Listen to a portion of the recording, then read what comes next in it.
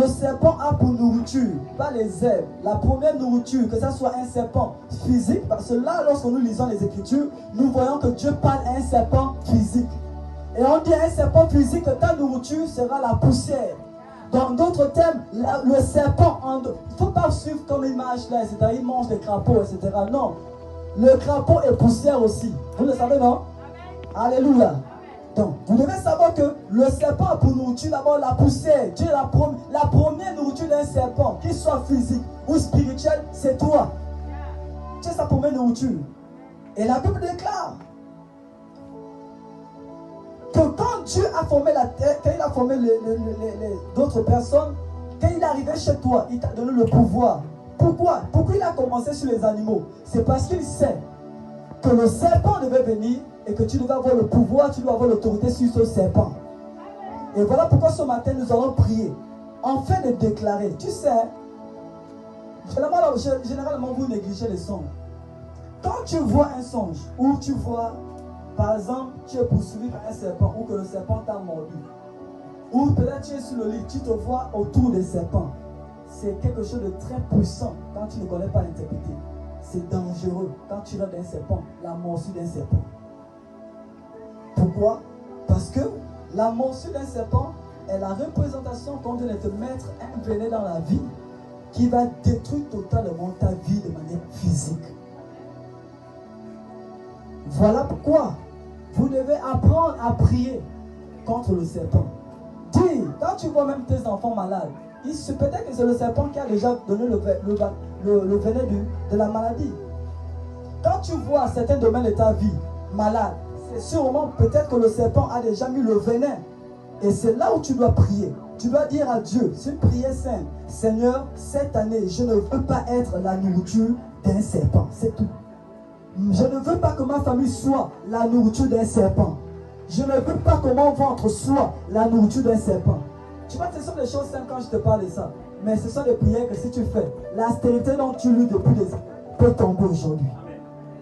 Oui, les dossiers où tes enfants malades, où toi-même tu passes tout ton malade. Vous comprenez ce que je dis? Partout où il y a la poussière, le serpent est. En d'autres termes, partout où tu es, le serpent est. Voilà pourquoi il a dit, pas quelques jours, tous les jours, il doit manger, tous les jours. Parce que quiconque garde un serpent mystique dans sa maison, vous devez savoir que le serpent est nourri. Il doit être nourri tous les jours. Et il est nourri par quoi? On a dit quoi selon la Bible? La poussière, par un homme. Quand nous avons des personnes dans la famille qui ont des serpents, je vais expliquer ça dimanche prochain, qui ont des serpents, vous devez savoir qu'il y a déjà quelqu'un qui a commencé à manger. Ça peut être ton pied, on a déjà sacrifié, mais tu ne sais pas. Ça peut être ton ventre, qu'on a déjà sacrifié, tu ne sais pas. Parce que le serpent doit être nourri tous les jours. Est-ce que vous n'avez pas des familles où il y a la mort presque tout le temps? Vous connaissez les gens de telle famille, non? Où chaque année, il y a toujours quelqu'un qui doit mourir. Vous connaissez les telles familles, non? Pourquoi? C'est parce qu'on ne dit pas la vérité. Il y a un serpent qui fait ça. Il y a un serpent qui fait ça. Il y a des gens qui meurent de manière que tu ne sais même pas qu'est-ce qui s'est passé. Quand tu vas regarder bien sur son corps, c'est parce que les gens ne sont pas spirituels. Et on n'est pas souvent quand on lave leur corps. Si vous regardez bien le corps qu'on lave, quelqu'un qui est mort de manière mystérieuse, vous allez voir les morsures sur le corps. Alléluia. Est-ce que ça ne t'est pas encore arrivé le moment où tu marches, ou peut-être tu dors, tu te réveilles avec, comme si on t'avait piqué les dents, comme si on t'avait mordu, ou mais peut-être tu marchais. C'est le serpent qui te suit de partout. Et ce serpent-là, on le chasse. Que quand tu commences à lui dire des choses, que je ne suis pas ta nourriture, parce que le serpent écoute. Il sait qu'il est maudit. Donc imaginez-vous la morsure de quelqu'un qui est maudit. Qu'est-ce que ça peut produire dans ta vie? Non, je veux que tu me répondes. Moi, je suis venu parler calmement, parce qu'après on va prier. Quelqu'un qui est maudit, si son venin peut produire quoi dans ta vie? Quelqu'un qui est bloqué, ces blocages son venin peut produire quoi dans ta vie? Le serpent. Alléluia.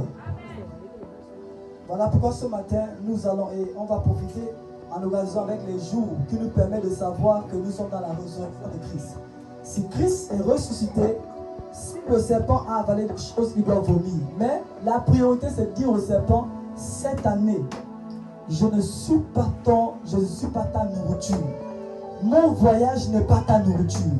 Mon mariage n'est pas ta nourriture. Ma famille n'est pas ta nourriture. Mes finances, mes entreprises ne sont pas ta nourriture. Alléluia. Est-ce qu'on peut se tenir debout?